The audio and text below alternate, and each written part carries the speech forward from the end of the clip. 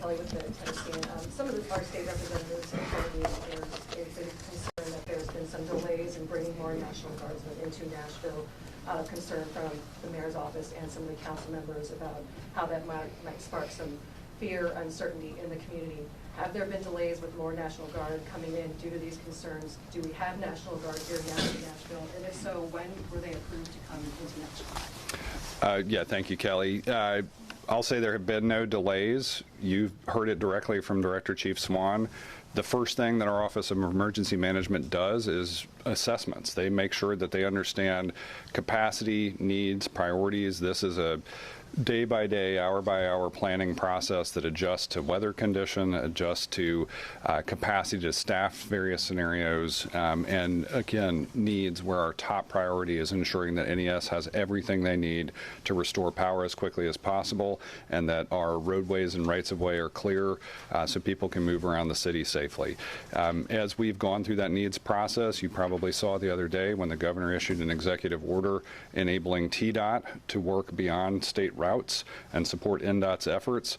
That opened up a pathway for National Guard support to arrive alongside TDOT. That process played out through OEM's work with TEMA, and now NDOT and NES can convey those needs directly to National Guard. There are National Guard working actively in Nashville since yesterday afternoon, and there have been no delays. And we understand, just as there are state representatives and members of the delegation that have been seeking more and more support from National Guard, we have also heard from council members and state representatives concerned about that presence. So both of those things are true. There have been no delays, but we've been working overtime to communicate exactly how and why the Guard is being deployed, the mission they're on, which is fundamentally about the city's top priorities right now.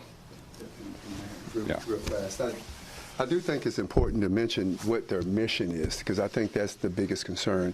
The Guard's mission is to assist and help, is to remove brush and trees out of the way. So it's a clear path so that the work can be done by our NES partners to restore power. So that is their only mission. They're not working shelters. They're not doing checks with any individuals. They're not making any other moves, but just their mission, which is to assist with restoring a power, and that is to remove and assist with debris out of the way so the work can continue with our NES and NDOT partners. That's their mission. And how many do we have here? Do we know so far? We had 40-something. Yeah, the last count we had, it was around 40-ish, and again, the request will be made, and once it's made, then they'll bring them in as needed. But that has only to do with the request that is made in coordination with NDOT and NES partnership. Once they see that need, they request it, and then that starts the ball rolling of getting the help in. They're there for just to help remove trees and things out of the way.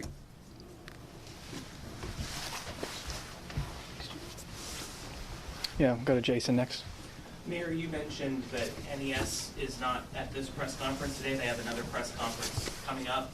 Just curious, did your team invite NES to be here today? And just curious about the thought process behind that. Yeah, we have been eager to see NES continue to increase the amount and type and delivery and overall effectiveness of their communication. And I think today, with a memo from their CEO and this separate media briefing, we're seeing exactly that. And just to follow up on that, from your standpoint, overseeing this response, overseeing this city, where do you feel that NES leadership and their response has reflected well on Metro Nashville, and where do you feel that has fallen? Well, I think to get to about 50% of the largest outage in their history recovered within 72 hours, more than 100,000 power restorations that they accomplished, and the number of line workers, the fact that this is their largest ever number of line crews out with line workers and vegetation support ever, I think that's a sign of their success. I think the thing we've been looking for is the same thing that Nashvillians who still lack power have been looking for, which is help us understand which communities they're in, how much work is actually being done, how difficult the circumstances on the ground are at each outage site. Help us with data, help us with visuals, help us with all those things. And so I hope that that's what we're going to see starting at 2:30 today. Jeremy? Mayor, question for you.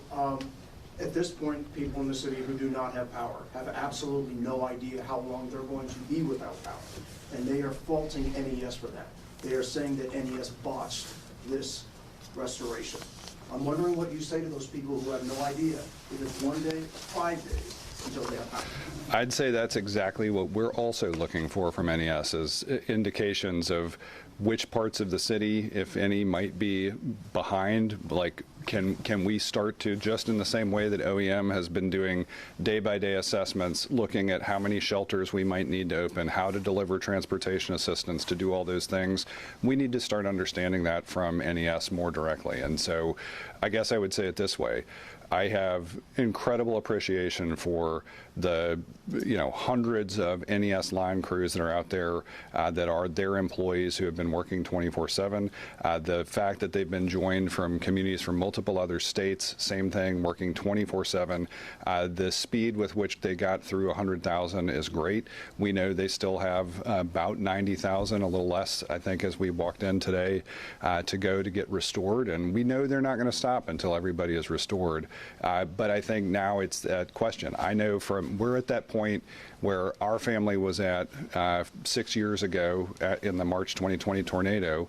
We lost power for 5 days. On day 1, we didn't know when it would come back on. Day 2, we didn't know when it would come back on. By day 5, when it did come back on, we had weathered it out through a cold snap, and it was a great moment when we did get power back. But every day that you're kind of wondering and waiting is a day where that frustration and anticipation builds, and it can for homes in precipitously low temperatures, where the temperature inside can be even colder than outside when the sun comes out.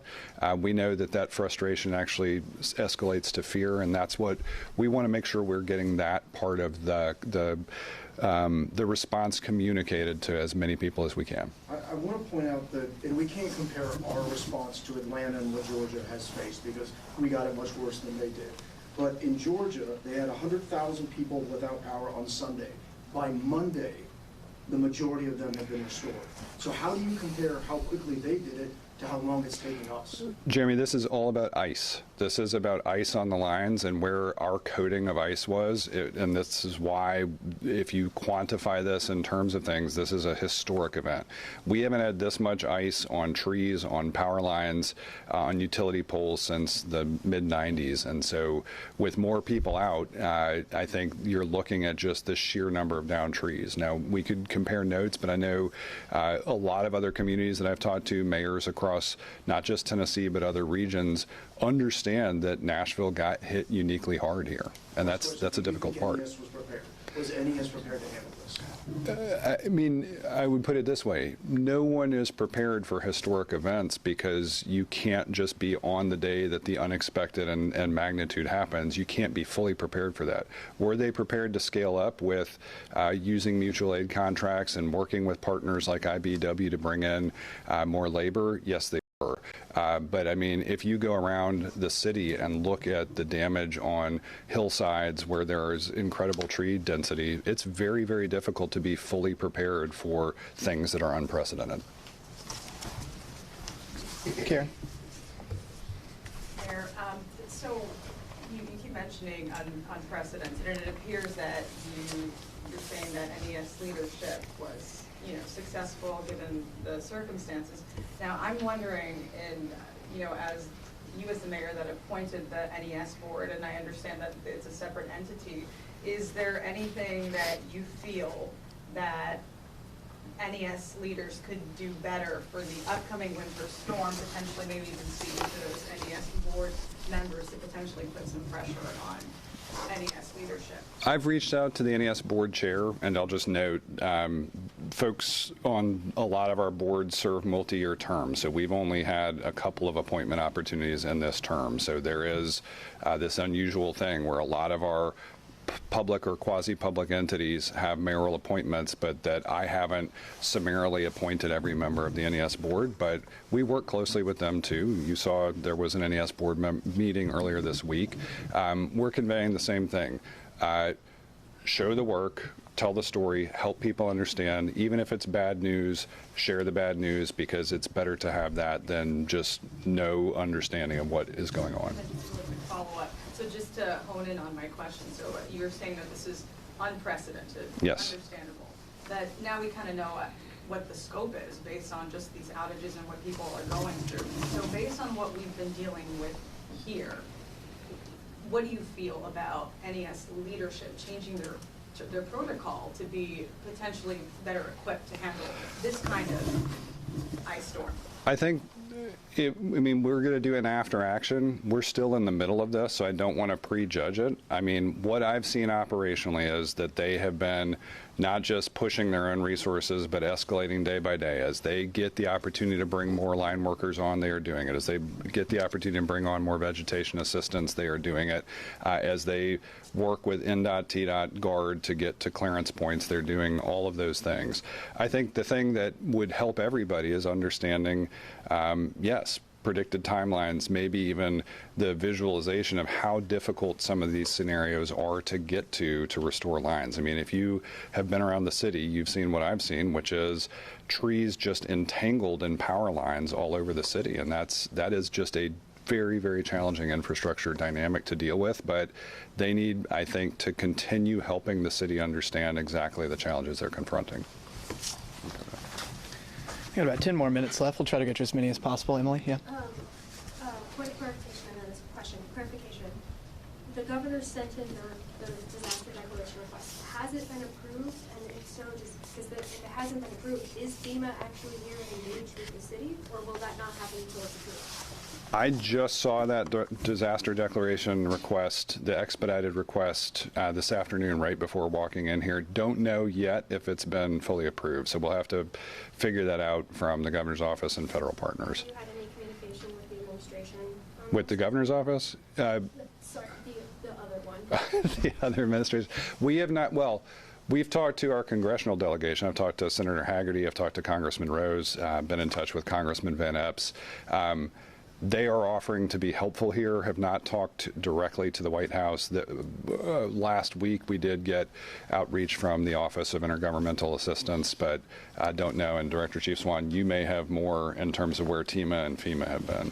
Yeah, and I think, Jeremy, you spiked a question that I want to make sure that I can touch up on real quick. But when we talk about going into this week, I just want to mention we know that this weekend, tomorrow, Friday, and Saturday and Sunday, we are going to be facing some colder temperatures. It's going to drop back down into those single and digits at night, especially Saturday night being the coldest night. So I said this yesterday. I want to re-emphasize it. If you've got a option to not be in your house if you don't have power, but you're waiting for power to come on, but you've got an option to go somewhere else, go ahead and pull that. Go somewhere else. Go to a neighbor, friend, or whatever, or call us for sheltering. But point here is don't sit around and wait, because I know that in itself can create frustration. I just want to mention that. But again, so please, we understand we build up, we've got a fourth shelter. So if that's the case, please utilize it, but do not wait. And then as far as touching bases with TEMA, Director Sheehan and I are, again, we talk every day.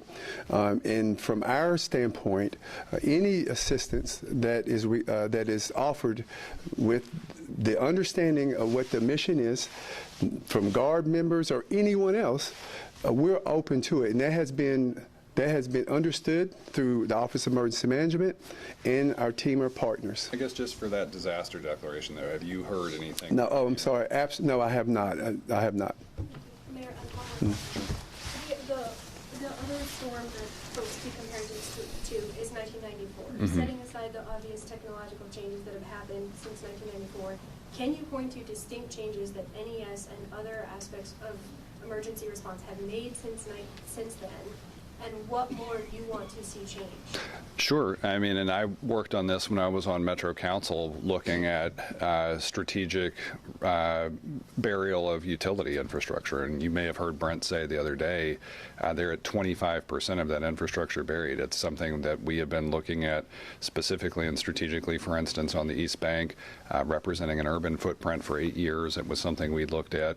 And so we will continue to look at that. I think that's one of the biggest things. I think, again, we'll get to after action. We don't know all of the scenarios, but I do think one of the things we want to study is when you have a, large region, multi-state winter weather event where everybody's going to need the same resources in terms of line crews. If it's going to be, affecting above ground infrastructure, how can you surge in that when it's affecting everybody? Or if, for instance, what we know here is we thought the forecast showed Memphis was actually going to hit harder by ice. They did not, and so they were able to send some of their line crews here.